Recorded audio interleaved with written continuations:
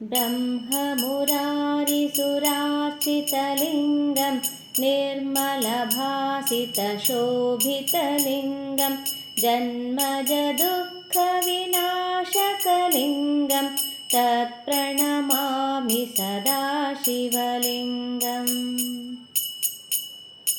देवमुनिप्रवरार्चितलिङ्गं कामदहनकरुणाकरलिङ्गं रावणदर्पविनाशकलिङ्गं तत्प्रणमामि सदा शिवलिङ्गम्।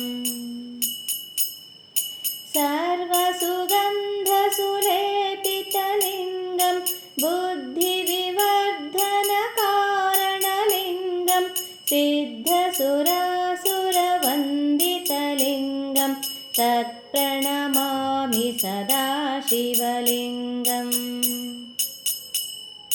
कनकमहामणिभूषितलिङ्गं फणिपतिवेष्टितशोभितलिङ्गं दक्षसुयज्ञविनाशनलिङ्गं तत्प्रणमामि सदा शिवलिङ्गम्।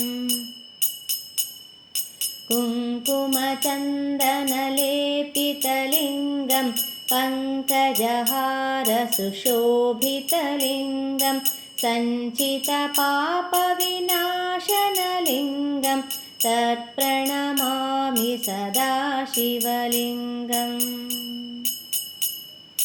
देवगणार्चितसेवितलिङ्गं भावैर्भक्तिभिरेव च लिङ्गं दिनकरकोटिप्रभाकरलिङ्गं तत्प्रणमामि सदा शिवलिङ्गम्।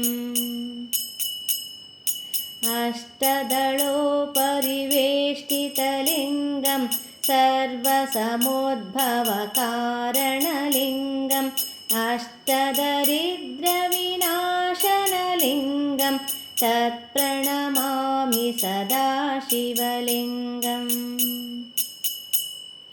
सुरगुरुसुरवरपूजितलिङ्गं सुरवनपुष्पसदाश्रितलिङ्गं परमपदं परमात्मकलिङ्गं तत्प्रणमामि सदा शिवलिङ्गम्। लिङ्गाष्टकमिदं पुण्यं यः पठेत् शिवसन्निधौ शिवलोकमवाप्नोति शिवेन सह मोदते।